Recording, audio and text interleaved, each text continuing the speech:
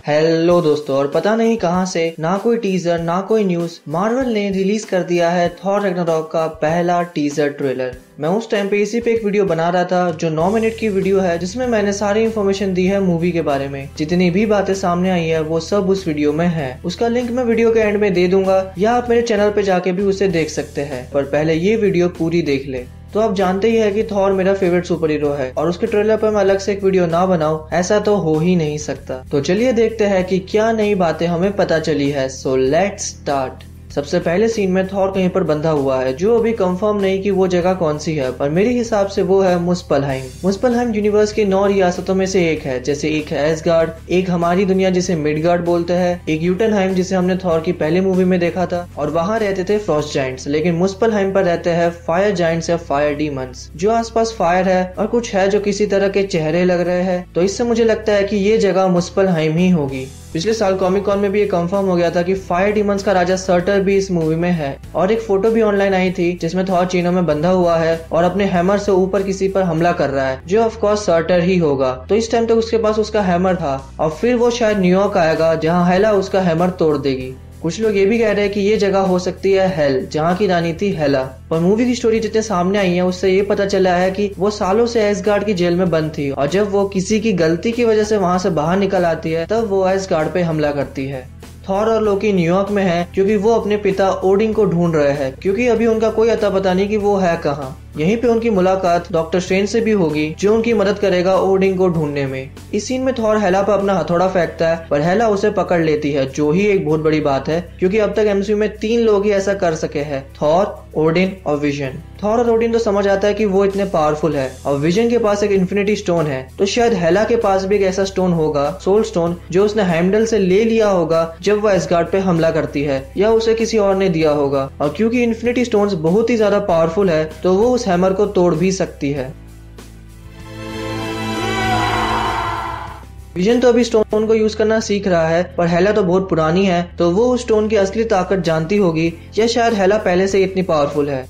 एक थ्योरी ये भी है कि म्योनिर के अंदर सोल स्टोन है जो हेला निकालना चाहती है, और तभी वो उसे तोड़ देती है। अगर ऐसा हुआ तो ओडिन ने वो स्टोन उसके अंदर छुपाया होगा ताकि किसी को ये पता ना चल सके कि वो स्टोन है कहाँ पर। लेकिन ऐसा नहीं कि स्टोन की वजह से म्योनिर इतना पावरफुल है, वो उसके बिना भी एक पावरफुल वेपन है।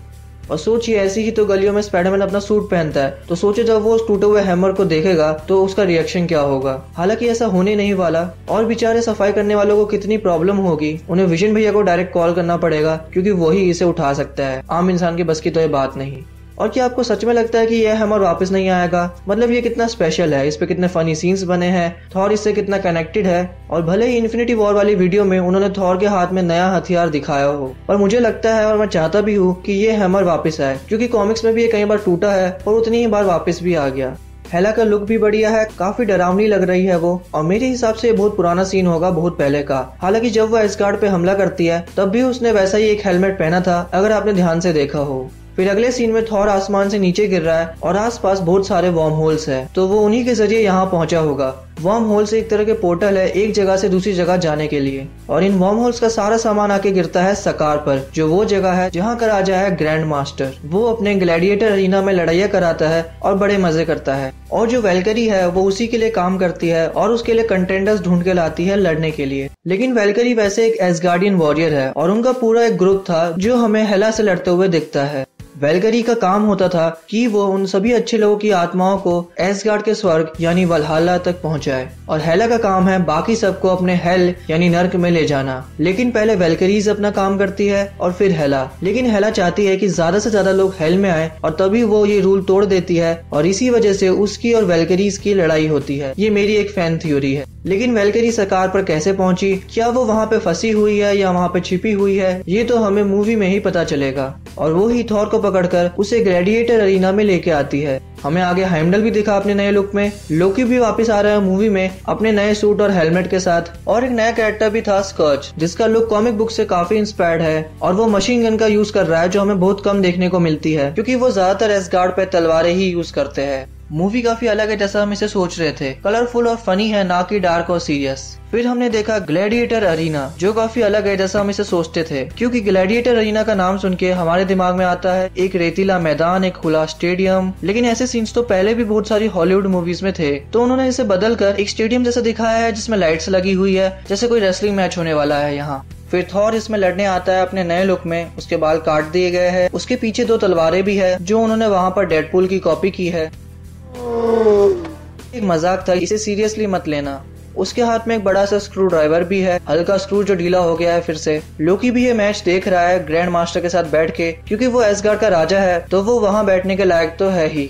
और फिर थॉर का मुकाबला करने आता है द इनक्रेडिबल हल्क, और उसे देखकर थॉर खुश हो जाता है। उसे लगता है कि उसे अब लड़ना नहीं पड़ेगा क्योंकि वो दोनों दोस्त जो है। और ये देखकर सब शॉक हो जाते हैं। लोकी की तो कुछ पुरानी यादें भी ताजा हो गई होगी और वो यही सोच रहा होगा कि तुझे यही मिला था यहाँ लड़ाने को।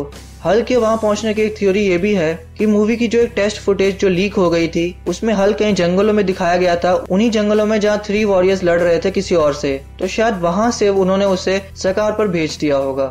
और इस सीन में मैं जानता हूँ कि सभी लोग हंस पड़े होंगे, और ये साफ बताता है कि क्रिस हेम्सवर्थ की कॉमिक टाइमिंग कितनी अच्छी है। उन्हें मूवीज में काफी कम जोक्स मिले हैं,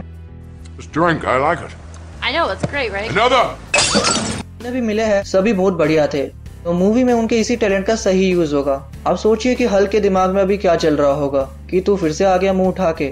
अगर आप डायरेक्टर और क्रिस हेम्सवर्थ के इस बढ़िया टैलेंट का एक एग्जांपल देखना चाहते हैं तो उन्होंने 2 वीडियो बनाई हैं जिसमें फनी वे में बताया गया है कि थॉर सिविल वॉर के टाइम पे क्या कर रहा था। मुझे नहीं पता कि ये एमसीयू का पार्ट है या ये सिर्फ कॉमेडी के लिए बनाई गई है, पर जो भी हो ये बहुत ही फनी वीडियोस है। तो अगर आपने इन्हें नहीं देखा तो जरूर देखें इन्हें। और अब जाते जाते 2 बातें भी सुनते जाइए। पहला ये कि ग्रैंड मास्टर जहाँ बैठा है उसके पीछे एक ड्राइंग है सेलेस्टियल की। इसका मतलब ये नहीं कि ये मूवी में होंगे, लेकिन गार्डियंस ऑफ द गैलेक्सी से हमें पता है कि ये एमसीयू में एग्जिस्ट करते हैं, तो अगर ये एमसीयू में दिखेंगे भी तो वो भी फेज 4 या उसके बाद। दूसरा, स्कर्ज का कैरेक्टर कॉमिक्स में काफी इंस्पायर्ड था अमोरा द एन्चेंट्रेस से, जो वैसे इस मूवी में नहीं होगी, लेकिन वो स्कर्ज का यूज करती थी अपने बुरे कामों के लिए, और तभी स्कर्ज थॉर का विलन माना जाता है। पर बाकी टाइम वो एक हीरो के तौर पे भी लड़ा है, जैसा ही शायद मूवी में होगा। तो अगर आपको ये वीडियो ट्रेलर जितनी ही अच्छी लगी हो तो इसे लाइक कर दे, और ऐसी बहुत सारी वीडियोस के लिए सब्सक्राइब करना ना भूले, और कमेंट्स में जरूर बताइए कि आपका फेवरेट सीन क्या था ट्रेलर में। Thank you for watching this video. Bye.